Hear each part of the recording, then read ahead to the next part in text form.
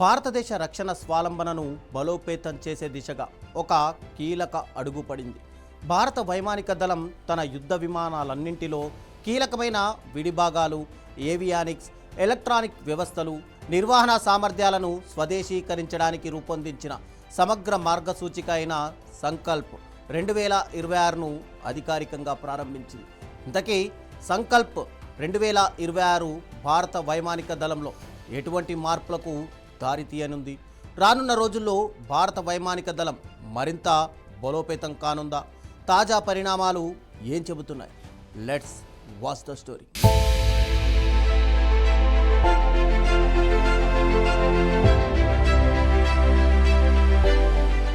ప్రపంచ భౌగోళిక రాజకీయ ఉద్రిక్తతలు, ముఖ్యంగా రష్యా యుక్రెయిన్ సంఘర్షణ, రక్షణ సరఫరా గొలుసులను అంతరాయం కలిగించి దిగుమతి చేసుకున్న సైనిక విడిభాగాలను అధిక ఖరీదైనవిగా ఉండడం, సేకరించడం కష్టతరంగా మార్చిన ఈ కీలక సమయంలో భారత వైమానిక దళం కీలక నిర్ణయం తీసుకుంది.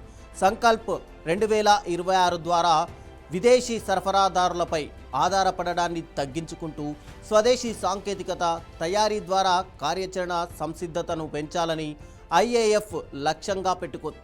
దీని ద్వారా స్వదేశీ రక్షణ తయారీకి భారీ ప్రోత్సాహం కూడా లభించనుంది.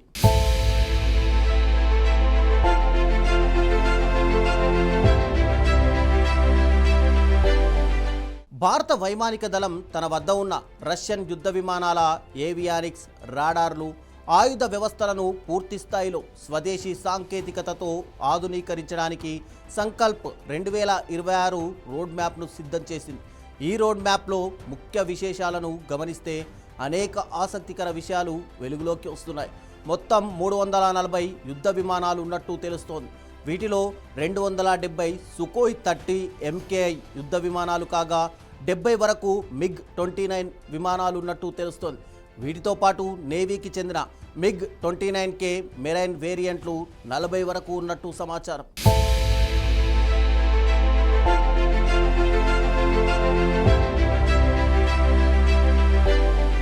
పాత రష్యన్ రాడార్లు, మిషన్ కంప్యూటర్లు, ఎలక్ట్రానిక్ వార్ఫేర్ వ్యవస్థల స్థానంలో మేడ్ ఇన్ ఇండియా పరికరాలు అమర్చనున్నారు. ఇందులో ప్రధానంగా విరూపాక్ష AESA రాడార్ కీలక పాత్ర పోషించనుంది.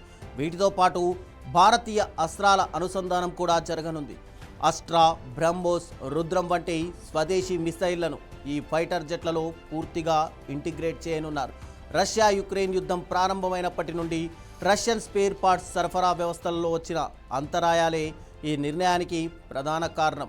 340 విమానాలతో వైమానిక దళంలోని ప్రధాన రష్యన్ ఫైటర్ జెట్ బ్యాక్ బోన్ను పూర్తి స్థాయిలో ఆత్మనిర్భర్ మార్గంలోకి మలిచే భారీ ప్రాజెక్ట్ కావడం విశేషం.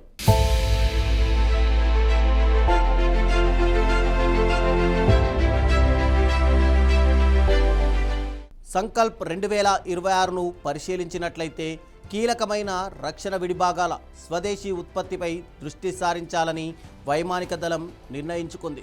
సుఖోయ్ 30 MKI, MiG-29 యుద్ధ విమానాల సముదాయాలకు అత్యధిక ప్రాధాన్యత ఇవ్వబడింది.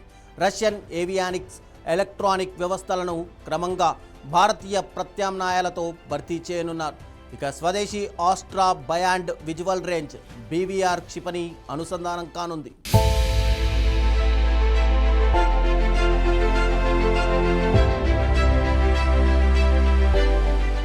ఐఏఎఫ్ సంకల్ప్ 2026ను ఎందుకు ప్రారంభించింది అనే విషయాన్ని ఓసారి పరిశీలిస్తే కొన్ని విషయాలు స్పష్టంగా తెలుస్తున్నాయి.